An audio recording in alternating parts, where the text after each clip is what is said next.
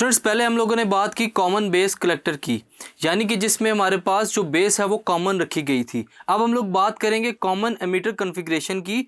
Common ammeter configuration में क्या होगा स्टूडेंट्स, हम लोग यहाँ पर एमीटर को क्या करेंगे, ग्राउंडेड करेंगे, जो कि हमारे पास कॉमन होगी बोथ इनपुट और आउटपुट डिवाइसेस के दरमियान में। In common ammeter configuration the base emitter junction is forward biased, vice जो बेस कलेक्टर जंक्शन होगा वो क्या होगा स्टूडेंट्स, रिवर्स बाइस्ड।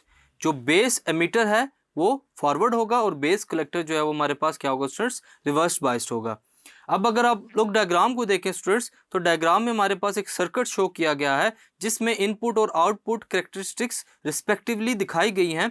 इसमें अगर हम लोग वेरिएशंस को देखें तो सबसे पहले जो वेरिएशन आएगी स्टूडेंट्स, बेस करंट के अंदर आई बी, जिसको रिप्रेजेंट किया गया है विथ चेंज, यानी कि किसके चेंज के साथ, जैसे ही हम लोग चेंज करेंगे बेस टू एमीटर वोल्टेज को, उसके साथ साथ वेरिएशन आएगी बेस करंट के अंदर। अब उस वेरिएशन की वजह से क्या होगा, जो कि constant collector to emitter voltage है स्टूडेंट्स, वो हमें क्या देगा स्टूडेंट्स, इनपुट कैरेक्टरिस्टिक्स।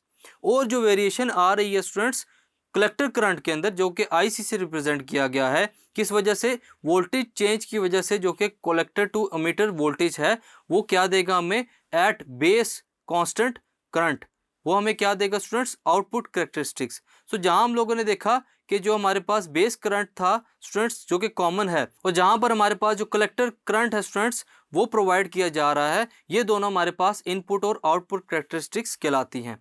सो स्टूडेंट्स हम लोग देखते हैं कि जो एक्टिव रीजन है, कट ऑफ या सेचुरेशन रीजन, वो हमारे पास ग्राफ में शो हो रहा है। जैसे ही हम लोग करंट को रिवर्स या फॉरवर्ड बायस करते हैं स्टूडेंट्स, तो हमारे पास जो सेचुरेशन, कट ऑफ और इसके साथ साथ एक्टिव रीजन जो है वो शो होता है। आपके पास जो ग्राफ शो हो रहा है स्टूडेंट्स, उसमें हम लोग देख सकते हैं कि जो वोल्टेज है वो भी कॉमन एमीटर की वजह से शो हो रहा है और वेरी कर रहा है इसके साथ साथ।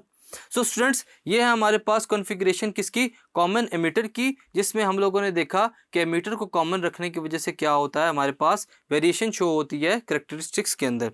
अब इसके साथ साथ हमारे पास, जैसे हम लोगों ने देखा कि बेस को हम लोगों ने कॉमन रखा था और वहाँ पर एक अल्फा फैक्टर जनरेट हुआ था, यहाँ पर जो फैक्टर जनरेट होगा स्टूडेंट्स करंट की वेरिएशन की वजह से, वो होगा बीटा फैक्टर। बीटा फैक्टर को देखते हैं कैसे लिखा जाएगा स्टूडेंट्स। बीटा फैक्टर क्या है स्टूडेंट्स, हमारे पास ratio of collector current to base current. अगर हम लोग बात करेंगे स्टैटिक करंट की, तो स्टैटिक करंट्स की वजह से जो बीटा स्टैटिक होगा हमारे पास स्टूडेंट्स, वो क्या कहलाएगा, I C over I B. Collector current और बेस करंट की वजह से जो हमारे पास फैक्टर आ रहा है स्टूडेंट्स जो कि स्टैटिक है, वो क्या है, बीटा स्टैटिक। और चेंज इन कलेक्टर और बेस करंट की वजह से जो हमारे पास फैक्टर आएगा स्टूडेंट्स, वो क्या होगा, बीटा डायनेमिक। बीटा डायनेमिक की वजह से जो करंट आएगा हमारे पास स्टूडेंट्स, वो क्या होगा, चेंज इन कलेक्टर करंट और चेंज इन बेस करंट। इन दो करंट्स के चेंज होने की वजह से जो हमारे पास फैक्टर बनेगा स्टूडेंट्स, वो बीटा डायनेमिक कहलाएगा। जो बीटा डायनेमिक है वो हमारे पास क्या कहलाता है स्टूडेंट्स, करंट गेन, कि कितना करंट गेन किया गया और कितना करंट एम्पलीफाई किया गया, इस फैक्टर को हम लोग क्या कहते हैं स्टूडेंट्स, बीटा फैक्टर। जनरली जो हमारे पास बीटा फैक्टर है स्टूडेंट्स, वो रेंज करता है 50 से 400 के दरमियान में। सो अगर हम लोग लिखें कि बीटा किसके इक्वल है, I C over I B, beta factor आ गया हमारे पास। और यहाँ पर अगर हम लोग इसको बीटा से अल्फा फैक्टर में चेंज करना चाहते हैं, तो इसको हम लोग फर्दर सिंप्लीफाई करेंगे। इससे क्या होगा, अगर हम लोग आई सी को लिखते हैं as it is divided by I B को हम लोग लिख रहे हैं, जो किसकी वजह से है students, I E minus I C, यानी कि change in emitter and collector current is equal to base current I B. तो हम लोग आई बी की जगह लिख सकते हैं students I E minus I सी। अगर हम लोग नीचे वाले डिनोमिनेटर की टर्म में से जब हम लोग आई ई को कॉमन लेंगे, तो आई ई साइड पे हो जाएगा स्टूडेंट्स, और अंदर हमारे पास क्या बचेगा, 1 minus I C divided by I E. अगर हम लोग इसको फर्दर सिंप्लीफाई करते हैं स्टूडेंट्स, तो हमारे पास क्या होगा, beta factor is equal to I C over I E divided by 1 minus I C over I E. So students हम लोगों ने अल्फा फैक्टर में देखा था कि अल्फा फैक्टर हमारे पास किसके इक्वल होता है, current due to collector divided by current due to ammeter.